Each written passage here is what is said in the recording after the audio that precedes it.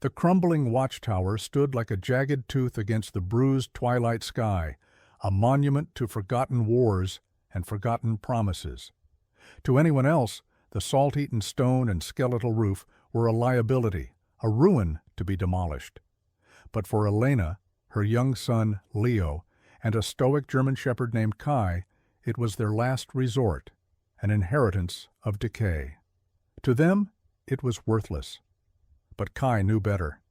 The dog, whose loyalty was the only solid thing left in their lives, obsessed over a loose hearthstone in the tower's cold heart, sensing the shocking multi-million-dollar secret buried within, a secret that had already cost one life and was ready to claim another. We are so grateful to have you with us today. Please, if you enjoy our stories, consider supporting us by subscribing. It helps our channel more than you know. And let us know in the comments where you're listening from. We love seeing how far our stories travel. The air inside the watchtower was thick with the ghosts of stale sea salt, damp stone, and a century of neglect. It clung to Elena's clothes and filled her lungs, a physical manifestation of the grief that had hollowed her out since Liam's car went off the cliff 6 months ago. An accident, the police had said. A slick patch of road, a foggy night. But the explanation felt as thin and brittle as the peeling paint on the tower's iron-strapped door. Now, this relic, a bizarre inheritance from a forgotten branch of her late husband's family, was all she had left besides her 7-year-old son, Leo, and Liam's dog, Kai. Leo stood in the center of the tower's ground-floor room, his small frame dwarfed by the cavernous space. His red raincoat was a slash of defiant color in the oppressive gray. He kicked at a loose flagstone, the sound echoing unnervingly in the silence. "It stinks, Mom," he said, his voice small. Elena forced a smile that felt like cracking plaster. "We'll air it out, sweetie. It just needs some love. Love." The word tasted like ash in her mouth. She hadn't had any left to give since she'd stood on that cliffside, the flashing lights of the emergency vehicles painting the fog in demonic shades of red and blue. She was running on empty, and this tower felt less like a new beginning and more like a tomb she was expected to furnish. But then there was Kai. The German shepherd, usually glued to Elena's side since Liam's death, was acting strangely.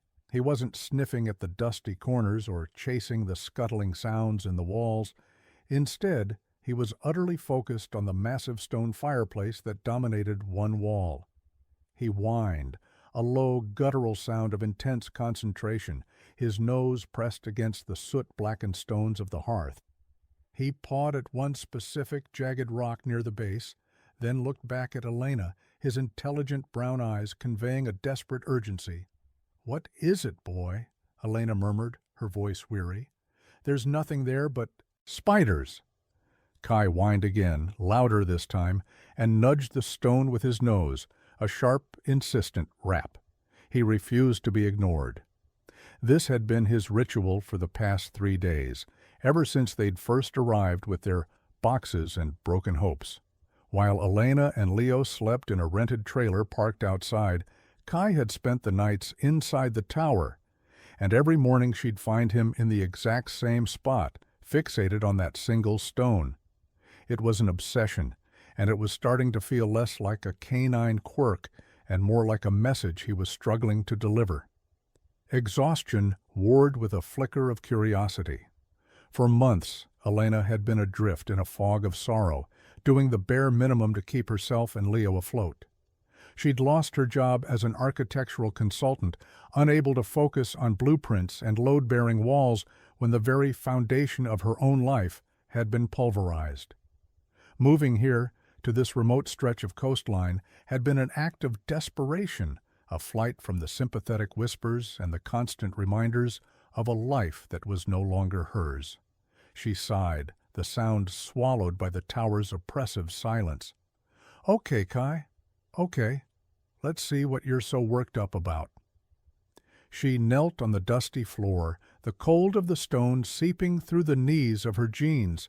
The air smelled of cold ash and something else, something metallic and faintly mineral. She ran her fingers over the stone Kai had indicated. It was rough, but no different from the others, mortared firmly in place. She pushed. Nothing.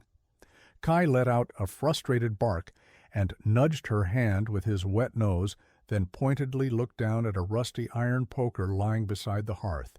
A tool. He wanted her to use a tool. A chill, unrelated to the damp air, prickled Elena's skin. It was almost as if he understood the mechanics of the situation. Liam had always said Kai was smarter than most people. "He doesn't just listen, Elle," he'd said once, scratching the dog's ruff. "He understands." Hesitantly, Elena picked up the poker. It was heavy and cold. She wedged the tip into the crumbling mortar around the stone. At first, nothing happened. The stone was solid. She was about to give up, to tell Kai he was a crazy dog chasing phantom squirrels, when she decided to put her weight into it. She leaned hard, and with a gritty screech, the mortar gave way. The stone shifted. Her heart, a dull, listless drum for months, gave a sudden hard thump against her ribs. She worked the poker back and forth, chipping away more of the ancient cement. The stone loosened further. Finally, she was able to get her fingers around the edge. She pulled. It came free with a surprising lack of resistance, revealing not a nest of spiders or a rat's tunnel, but a dark, rectangular cavity cut neatly into the foundation. Inside, nestled on a bed of what looked like oilcloth, was a small metal box. It was a military-style ammunition can, painted olive drab, with a heavy latch on the front. It was cool and solid to the touch. Leo, who had been watching silently from the doorway, crept closer. "What is it, Mom?" "I don't know, honey." Her hands trembled as she lifted the box out. It was heavier than it looked. Kai sat back on his haunches, panting softly, his tail giving a single, satisfied thump against the floor. His job, for now, was done.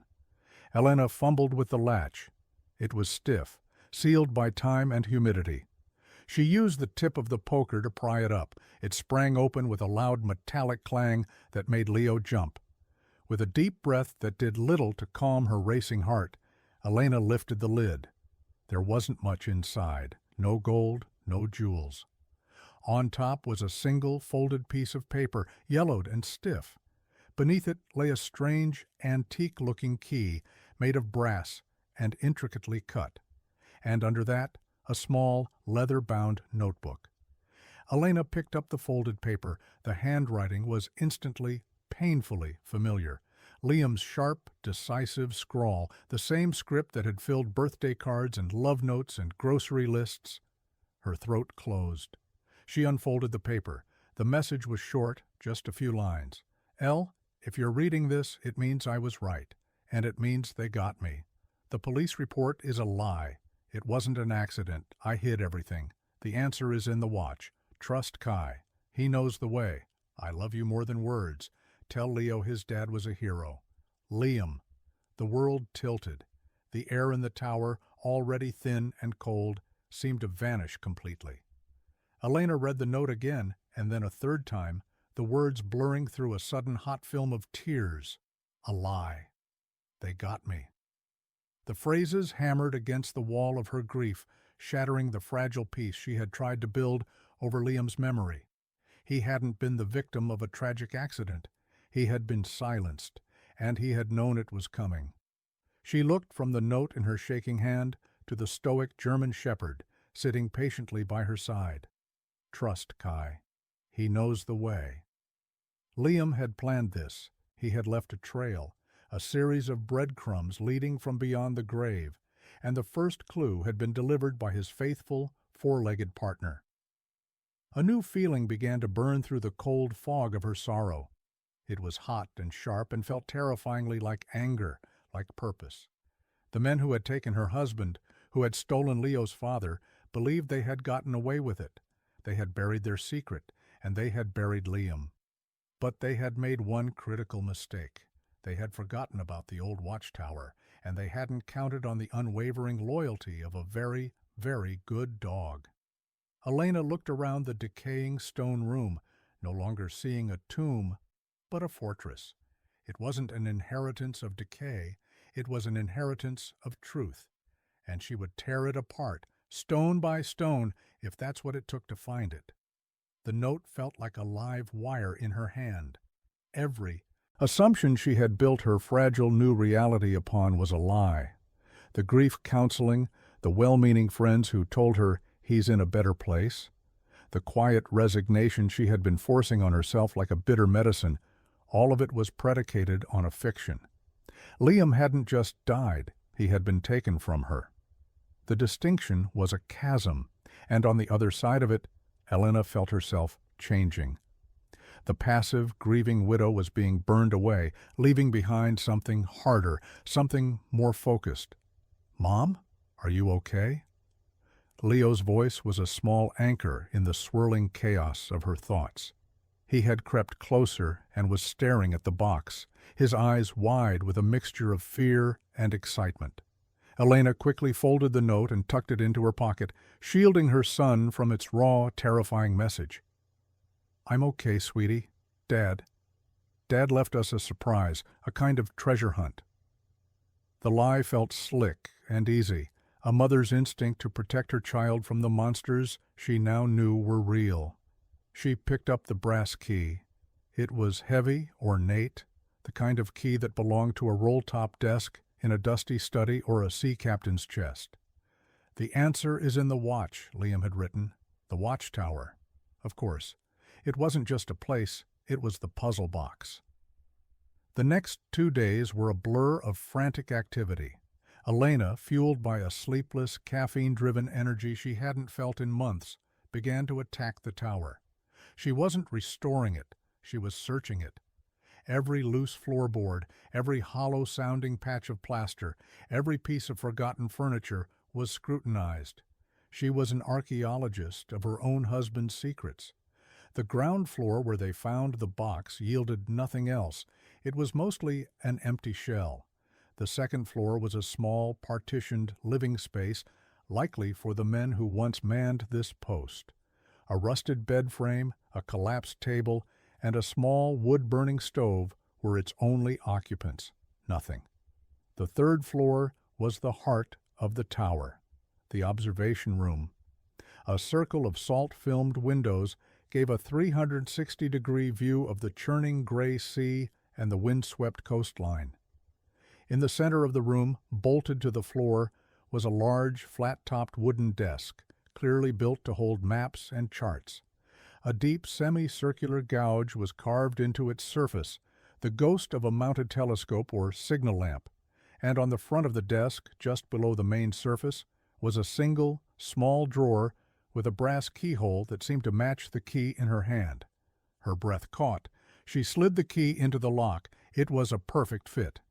With a satisfying, well-oiled click, the lock turned. But the drawer didn't open. It was a dead end. Frustration pricked at her. She pulled, jiggled the key, and pushed. Nothing. It was sealed tight. "Maybe it's stuck," Leo offered, peering at the stubborn drawer. Elena knelt, examining the desk more closely. She was an architect. She understood construction, the logic of how things were built. The drawer was a false front. It had to be. Her fingers traced the edges of the desk, feeling for a seam, a hidden latch, a pressure point. Liam had been a journalist, a man who dealt in hidden meanings and coded language. He wouldn't have made it simple. She ran her hands along the underside of the desktop, her fingers brushing against decades of dust and cobwebs. And then she felt it. Not a button or a lever, but a series of small, almost imperceptible wooden dowels set in a strange pattern. There were 5 of them. She pushed one. It sank in with a soft click. She pushed another. Nothing. A code. It had to be a code. She pulled the small, leather-bound notebook from her pocket. She'd flipped through it before, but it was filled with what looked like gibberish, random strings of numbers, star charts, and what appeared to be Liam's notes on naval history. It seemed like the disorganized ramblings of a history buff. Now she saw it for what it was, a key. She frantically turned the pages. Most of it was incomprehensible. But one page, near the back, had a simple sketch of the coastline visible from the tower's windows. Next to the sketch was a date, her birthday, and below the date, a sequence of 5 numbers, 08154, August 15th, 1984. Her fingers trembled as she reached under the desk again. The dowels were not numbered. She had to guess the order, left to right, right to left. She tried the first sequence, 0. There was no 0. Her heart sank. It couldn't be a number. It had to be something else. She looked at the sequence again, 08154. What if the 0 wasn't a number? What if it meant nothing? Skip. She tried again. Push the second dowel for 8, then the first for 1, then the fifth for 5, then the fourth for 4. She held her breath. With a deep, sonorous thunk, a hidden mechanism engaged. The false drawer front didn't open. Instead, a large section of the flat desktop itself rose silently on a hidden hinge, revealing a shallow compartment carved into the wood. "Whoa," Leo breathed, his eyes wide. The compartment was lined with felt, and inside, nestled securely, was a single thick journal. It was bound in the same dark leather as the smaller notebook. Elena lifted it out. It felt heavy, dense with secrets. She opened to the first page. Liam's handwriting filled the page, but it was different now. This wasn't a love note. This was the meticulous, detailed script of an investigative reporter at work. The first few pages detailed the history of the local area, focusing on industrial development in the post-war era. It seemed dry, academic, but then a name appeared, circled in red ink, Marcus Thorne. Thorne Development. Elena knew the name. He was a local magnate, a self-styled philanthropist whose face was plastered on charity event posters and who owned half the commercial real estate in the county. He was building a new luxury resort down the coast, promising jobs and prosperity. But the man in Liam's journal was no philanthropist. Liam's notes painted a picture of a ruthless operator, tracing Thorne's business dealings back decades. He documented a pattern of buying up seemingly worthless industrial land, letting it sit fallow for years, and then developing it after environmental regulations had mysteriously been relaxed, or records of past contamination had conveniently vanished. The project Liam had been focused on was codenamed Project Nightingale. It involved a massive tract of land just inland from the coast, the former site of a chemical plant that had closed in the 70s. Thorne had bought it for a pittance and was now lobbying to have it rezoned for a massive residential development. As Elena read, the pieces began to click into place. Liam hadn't just been writing a story about corporate malfeasance. The journal was filled with scientific data, soil sample results, and water table contamination reports that Liam had apparently obtained from a source inside the environmental agency. The numbers were staggering. The land wasn't just polluted, it was a toxic wasteland, poisoned with chemicals that the original company had sworn were safely decommissioned and removed. A single photograph was paperclipped to one of the pages. It was a grainy, long-lens shot of Marcus Thorne shaking hands with another man in a dark parking garage. The other man was slipping Thorne a thick manila envelope. Elena recognized him immediately. He was the head of the Regional Environmental Protection Agency. This was it. This was the story that had gotten Liam killed. It was bigger than she could have imagined. It wasn't just about corporate greed. It was about public corruption at the highest levels. And Marcus Thorne was at the center of it all. The journal was a bomb, and she was holding the detonator. The fear that had been a low hum in the back of her mind now roared to life. These people had killed her husband to keep this quiet. What would they do to her if they knew she had this? She looked up, out the grimy windows of the observation room, at the wild, lonely stretch of coast. The isolation that had once felt like a comfort now felt like a vulnerability. They were miles from the nearest town, with only one road in and out. They were utterly alone. But as she looked down at the journal, at her husband's last brave work, the fear was crowded out by a cold, hard resolve. Liam had died for this truth. He had trusted her to find it. He had called his son's father a hero. She would not let his sacrifice be in vain. She would see this through. The restoration of the tower was no longer a distraction. It was a mission. This structure, this lonely sentinel, was Liam's last message, his final piece of evidence.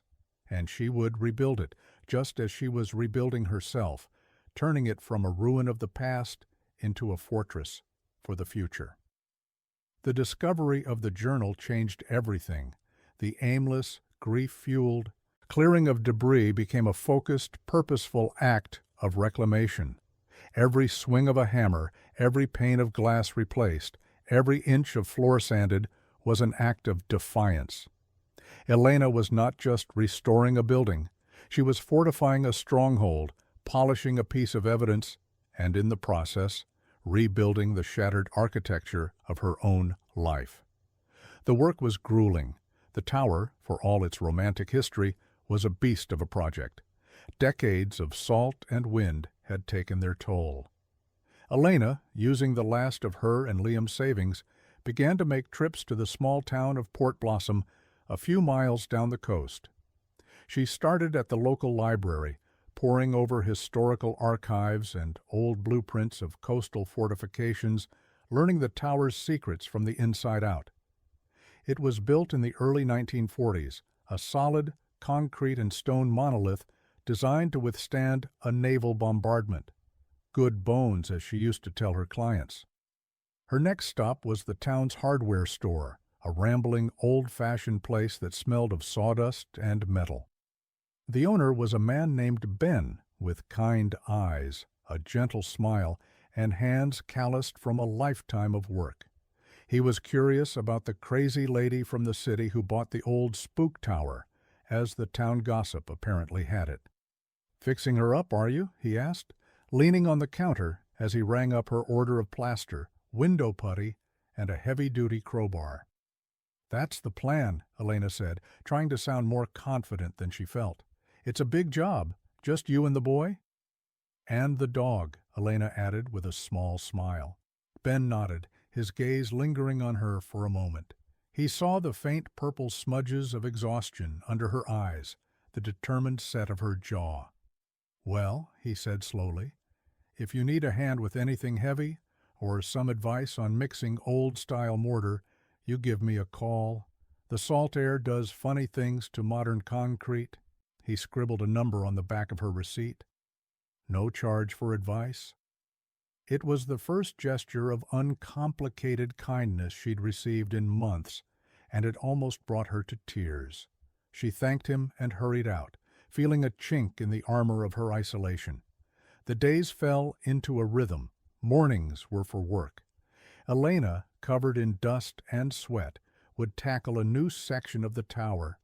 She became an expert in repointing stone, reglazing windows, and identifying the different kinds of rot that plagued the ancient wood. Leo, at first withdrawn and sullen, began to emerge from his shell. He became her official assistant, handing her tools, helping her mix plaster, and taking immense pride in sweeping the floors at the end of the day. He started drawing again, his sketch pad filling not with the dark, scribbled monsters of the past few months, but with detailed renderings of the tower, of Kai standing guard, and of his mother, strong and capable, a hammer in her hand. They were a team. The shared physical labor forged a new bond between them, stronger than the one frayed by grief.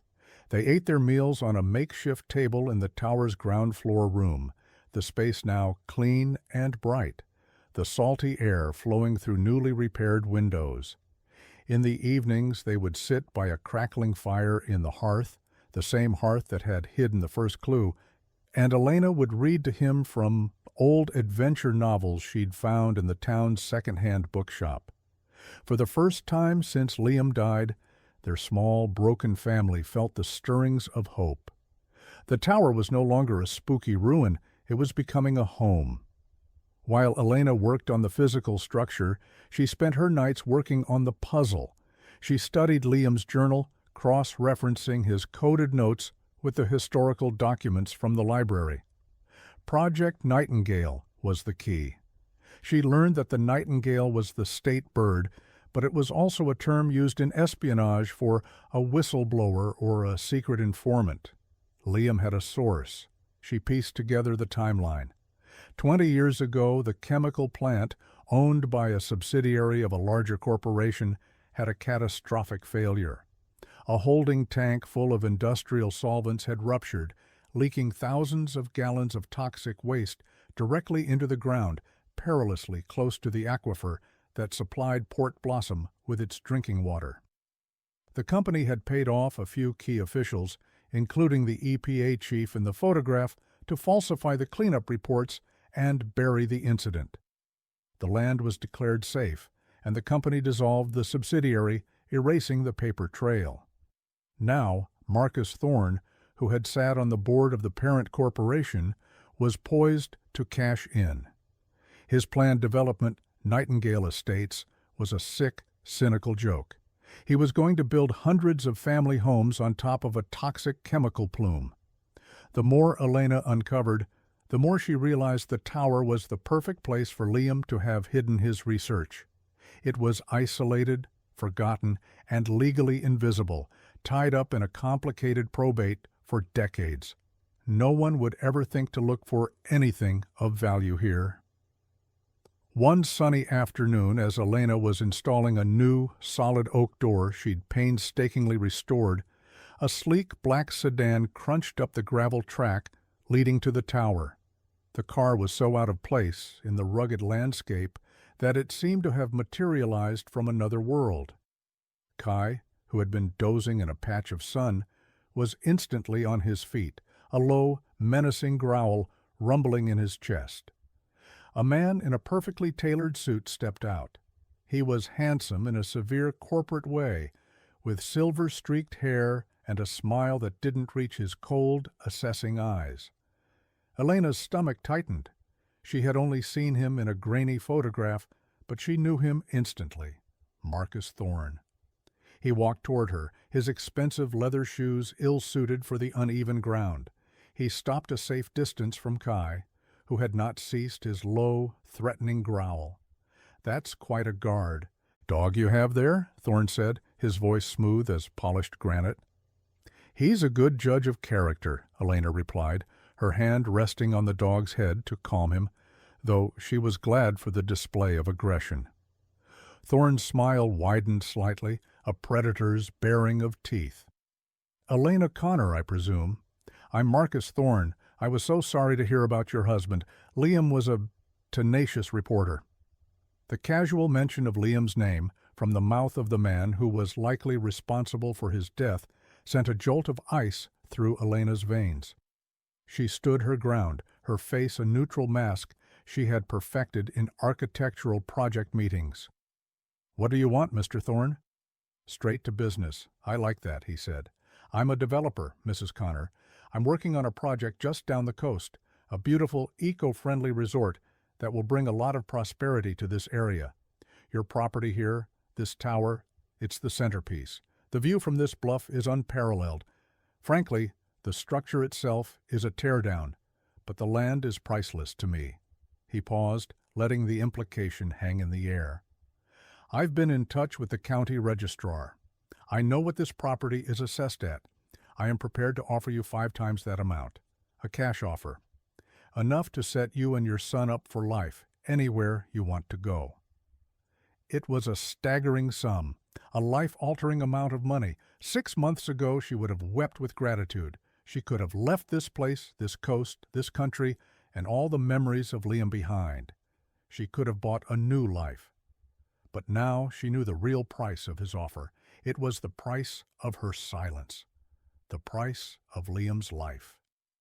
She looked from Thorne's expectant face to the solid, steadfast tower behind her.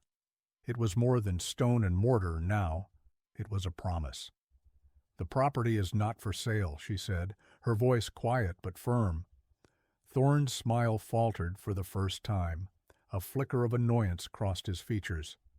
"Mrs. Connor, with all due respect, You're a single mother living in a ruin. I'm offering you a lifeline. I would think very carefully before refusing it." "I have," Elena said, her hand tightening on Kai's fur. "My answer is no." The mask of civility dropped completely. His eyes turned hard as flint. "This place has a lot of history," he said, his voice losing its silken edge. "Sometimes it's best to let old things crumble and be forgotten. It can be dangerous to go digging around in the past." The threat was unmistakable. It hung in the salty air between them, ugly and sharp. He stared at her for a long moment, his gaze sweeping over the half-restored tower, lingering on the new windows and the solid door. He had underestimated her. He had expected a grieving, desperate woman he could easily buy off. He had not expected a protector, a guardian of a secret he thought long buried. Without another word he turned, got back into his black sedan, and drove away, leaving a cloud of dust and the stench of his cologne in his wake. Elena stood frozen, her heart hammering against her ribs. The first shot had been fired. This was no longer just about uncovering the past. It was about surviving the present. She looked at Kai, who was still staring down the track where the car had disappeared, a low growl still vibrating in his chest. "You knew, didn't you, boy?" she whispered. "You knew he was a monster." The dog looked up at her, his eyes full of a fierce, protective loyalty. They were in this together, and the battle for the watchtower had just begun. Thorne's visit left a poisonous residue in the air. The peace Elena had begun to cultivate was shattered, replaced by a thrumming, high-frequency anxiety. Every creak of the old tower at night, every passing car on the distant coastal highway sent a jolt of adrenaline through her. She started sleeping with the heavy iron poker from the fireplace next to her bed. The tower no longer felt just like a home. It was a potential battlefield. A few nights after Thorne's visit, she was jolted awake by the sound of shattering glass. Kai was already at the door, barking furiously, his hackles raised. Elena's heart seized. She grabbed the poker and a heavy-duty flashlight, her mind racing. She crept to the newly installed window on the ground floor. It was a gaping black hole, the glass smashed into 1,000 pieces on the stone floor. No one was there. It was a message. "We can get to you. You are not safe." The next morning she drove into town to buy a replacement pane of glass and some plywood to board up the other ground floor windows. She found the tires on her old station wagon had been slashed, all 4 of them. It was another calculated move, designed to isolate her, to strand her. She called Ben from the hardware store, her voice trembling with a mixture of fear and rage. He was there in 20 minutes with a portable air compressor and a tire patching kit. He didn't ask too many questions, just looked from the slashed tires to the boarded-up window, his expression grim. "Looks like you've made some enemies," he said quietly, expertly working a plug into the rubber. "Something like that," Elena admitted. "This Thorne fella? He doesn't like being told no," Ben said, not looking at her. "He's been buying up land around here for years. Most people sell. The ones who don't, they tend to have bad luck." The implication was chilling. What kind of bad luck? Ben tightened a lug nut, his knuckles white. Fires, equipment failures, legal trouble with permits. Nothing you can ever pin on him. He's got a long reach, that one. Has the sheriff in his pocket, some say. The warning was clear. The police were not an option. She was on her own. That night, after Leo was asleep, Elena sat at the map desk in the observation room, the full weight of her situation pressing down on her.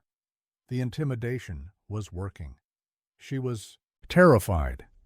For a fleeting moment, she considered Thorne's offer. She could take the money, take Leo, and disappear. They could start over somewhere new, somewhere safe. No one would blame her. Liam was gone. What good would come of her dying, too? She pulled out Liam's journal, her fingers tracing his familiar handwriting. She turned to the back, to the personal notes he had scrawled among the data and timelines. And that's when she saw it. A section she had skimmed over before, thinking it was just family history. It was about his father. Liam's dad had died of a rare and aggressive form of cancer 10 years ago. He had been a foreman at the Port Blossom Water Treatment Facility for 30 years. He had been a robust, healthy man, and his death had been a sudden, shocking blow. The journal entry detailed the specific type of cancer. It was a form of leukemia directly linked to long-term exposure to a certain class of industrial solvents. The very same chemicals Liam had discovered were saturating the ground at the old chemical plant. The page was water-stained in places, and Elena realized with a gut-wrenching certainty that the stains were from her husband's tears. It all crashed into place. This wasn't just a story for Liam. It wasn't about winning a Pulitzer or exposing a corrupt businessman. It was personal. It was vengeance for his father. He had been investigating the contamination of the town's old aquifer, the one his father had worked with every day, the water he had probably drunk straight from the tap. Liam had discovered that the cancer cluster that had quietly plagued Port Blossom for a generation wasn't bad luck. It was murder, slow and insidious. And then the final devastating entry, dated the day before his crash. Thorn knows. Met him. He didn't say it outright, but the threat was clear. He knows about Dad. He said some men do what's necessary for progress, and some die for getting in the way. He told me to think about my own family, about Elena and Leo. The bastard used you against me, but he doesn't know what I have. The final proof. It's safe. The cistern is the key. If he comes for it, he'll have to tear the whole place down. Elena dropped the journal. The room spun. The stakes had been fused. The wound of Liam's death was now welded to the present danger from Thorn. This was not just Liam's fight anymore. It was hers.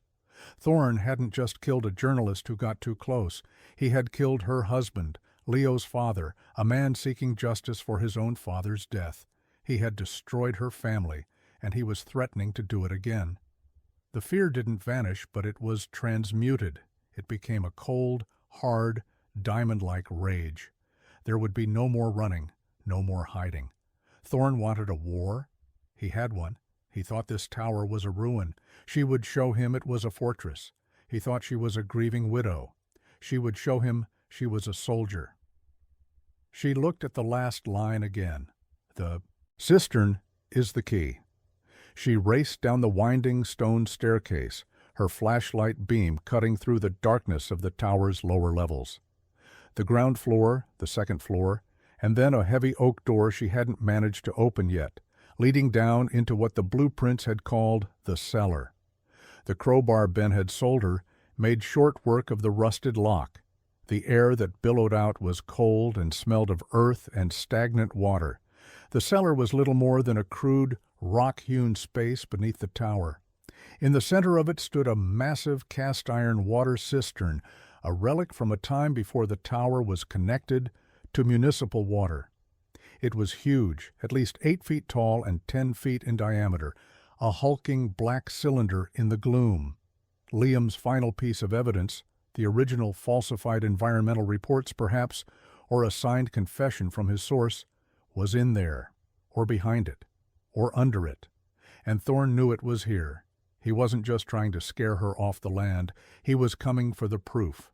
Elena looked at the massive cistern, at the single, narrow entrance to the cellar, at the thick stone walls around her. Her architectural mind, dormant for so long, kicked into high gear, now fused with the cold, tactical logic of a person under siege. She began to see the space not as a cellar, but as a kill zone, a defensible position. Liam had chosen this place for a reason. It wasn't just a hiding place, it was a trap, and she was the bait. The shift in Elena was absolute. The grieving architect was gone, replaced by a pragmatic and formidable strategist. Her days were no longer about sanding floors and patching plaster for aesthetics. They were about fortification. Every action was now viewed through the lens of defense. She was a mother protecting her cub, and the tower was her cave. She started with the basics, using her architectural knowledge and Liam's notes. The blueprints she'd found in the library showed the tower's original design, complete with defensive considerations. The narrow, winding staircase was a natural choke point. The thick stone walls were impervious to almost anything. The single road in was a perfect approach to monitor. She worked with a feverish intensity. She used heavy-duty bolts to reinforce the new oak door on the ground floor. The boarded-up windows were further secured with crossbeams scavenged from a collapsed section of the outer wall. She didn't want to just keep people out. She wanted to channel them, to force any intruder to follow a path of her choosing. Down in the cellar, she examined the cistern. It was made of thick, riveted iron plates and sat on a heavy concrete plinth. Tapping on its sides yielded a dull, solid sound. It was nearly full of sludgy, stagnant rainwater. Liam's clue, "The cistern is the key," couldn't mean the evidence was in the water. It was too risky. She ran her hands over every inch of its cold iron surface, looking for a hidden panel, a secret compartment. Nothing. She turned her attention to the plinth it sat on. It was solid concrete, at least a foot high. But as she traced its edge where it met the uneven stone floor, her fingers found a seam, almost invisible in the dim light. It was the edge of a heavy-duty steel plate, set flush with the concrete. There was no handle, no lock. But on one side, there was a small, threaded hole, no bigger than her thumb, a bolt hole. You needed a specific tool, a large, threaded eye bolt, to screw into the hole and use as a handle to lift the plate. It was brilliant, simple, but impossible to open unless you knew exactly what you were looking for and had the right, unconventional key. Liam had hidden the final damning evidence in a safe beneath the massive water tank. To get to it, you'd have to move the cistern, or drain it. She looked up at the fill pipe. The tank was fed by rainwater from the roof. A large spoked valve controlled the outflow drain at the bottom. The valve was rusted shut. Even if she could open it, draining tons of water would take hours and make a tremendous amount of noise. Thorne couldn't get to the evidence quickly or quietly. The whole setup was a delaying tactic, a defensive measure. Now that she knew the secret, she had to prepare for Thorne's return. He wouldn't make another offer. He would come to take what he wanted. Her first call was to Ben. "I need some things," she said, her voice steady. "Some unconventional things, and I need you not to ask why." There was a long pause on the other end of the line. "I've got a delivery coming in tomorrow morning," he said finally. "The store will be closed for an hour. Meet me at the back loading dock." The next morning, Elena left Leo with a book and Kai on guard, and drove her newly patched tires into town. Ben was waiting for her. She bought a dozen heavy-duty C-clamps, several spools of high-tensile wire, a battery-powered drill, and a set of motion-activated, solar-powered floodlights. Her most important purchase was a small personal GPS tracker, the kind used for hiking in remote areas. "If you get into trouble," Ben said, his voice low as he handed her the tracker, "you press this button. It sends a signal to my phone. That's all it does. But I'll know. And I'll call the state police, not the local sheriff." The unspoken trust in his gesture was overwhelming. "Ben, why are you doing this?" He looked out at the sleepy main street of Port Blossom. "My wife died 5 years ago, lung cancer. Doctor said it was just bad luck. She never smoked a day in her life." He looked back at Elena, his eyes full of a quiet, sad understanding. "I think it's time someone stood up to the bad luck around here." Back at the tower, Elena worked like a woman possessed. She installed the motion-activated floodlights at key points around the tower's base, angled to create blinding corridors of light and deep pockets of shadow. She drilled small, nearly invisible holes in the wooden stair treads into which she could insert steel pins to trip an intruder in the dark.